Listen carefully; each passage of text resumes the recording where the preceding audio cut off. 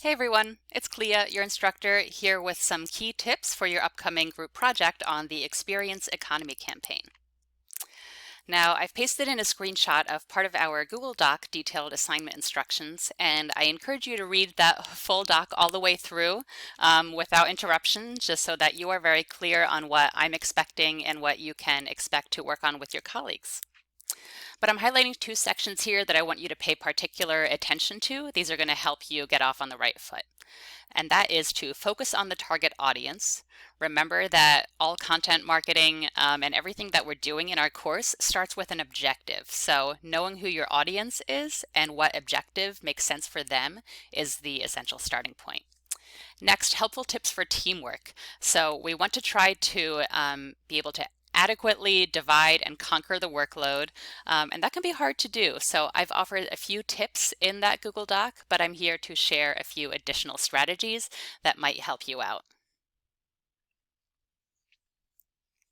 I'm an experienced online student myself. I completed most of my master's degree in library science online, and I work with an online team right now, as we all do, right? So I've learned a lot that I'm here to share with you, but I also encourage you to reach out to me and share strategies that I don't cover in this video that are working really well for you, or even maybe some don'ts that you would rather have me avoid or your classmates avoid.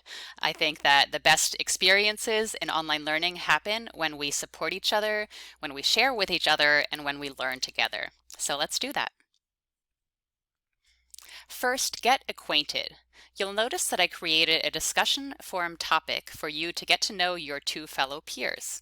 And this is really just your starting point. It's where you can begin to build community, share some information about yourself, share maybe your strengths as it comes to teamwork or specific areas of writing, so that you have a better idea of how you might work together with your unique team and rely on those strengths and leverage them to the best of everyone's ability.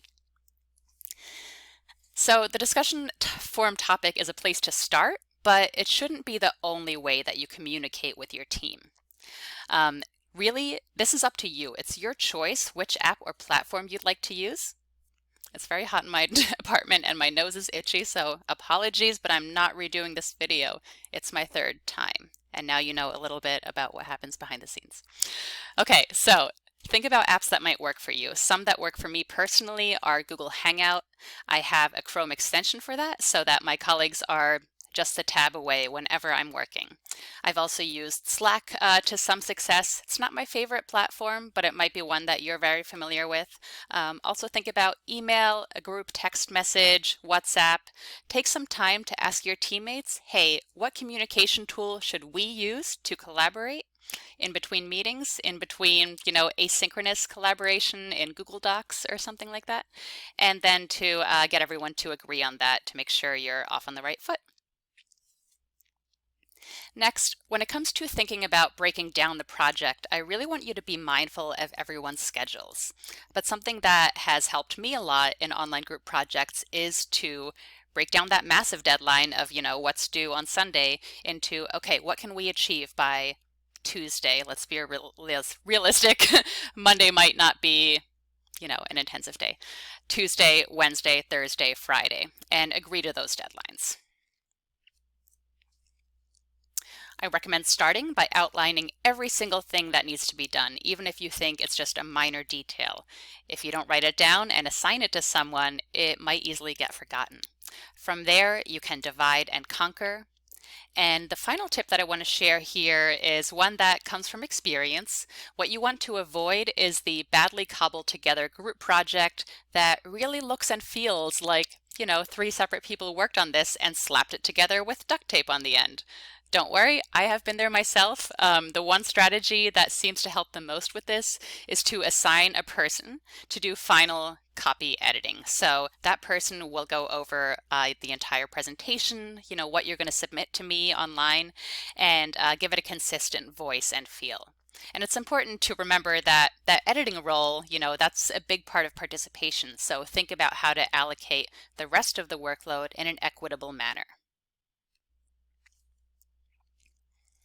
It's likely that you'll have to or you'll want to meet with your colleagues to brainstorm some ideas, to catch up on where you're at in the project in real time. And you can use Zoom for that. You can use Google Meets, Google Hangout, FaceTime. You might have another tool that you prefer. And if you need any advice, just reach out to me. I'm happy to help. It is important, probably more for online meetings than even face-to-face meetings, to set an agenda and to share that in advance so that everyone comes prepared to do the work and you can get right down to business.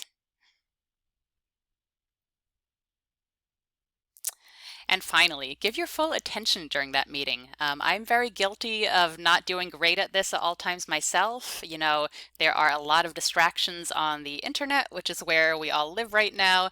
But really, please do try to close anything that you don't need. Be present for your teammates. Take time to listen. Take time to get to know one another. You don't have a lot of opportunities to interact in real time during this course, so make the most of those and show your teammates the respect and care that you want to be shown. And I'll share these slides so you can read the fine text as a takeaway. And finally, when it comes to wrapping up the meeting, make sure to end with a list of important notes and clear action items. This was really helpful for me in some longer-term group projects and some instructional design work that I'm doing on the side right now. We have lots of Google Docs. It is very easy to add comments on there, tag one another, follow up. If anyone needs a deeper dive on the Google Suite, let me know, and I'm happy to offer some additional tips and tricks. But ultimately, the point here is to wrap up the meeting with some clear next steps for everyone involved. And finally, just a reminder that I am here to help. I've popped in a link to my Calendly page. This will give you availability to my calendar and you can book a 30-minute slot with me. I'm happy to meet in Zoom, over the phone. We can just do some kind of other chat thing, whatever works best for you. I would love to meet with you and help you and your group out. So let me know how I can support you. Until then, make sure to take some time to introduce yourself to your team in the discussion forum topic and take it from there. Thank you so much for watching. Stay safe, be well, and have a good day.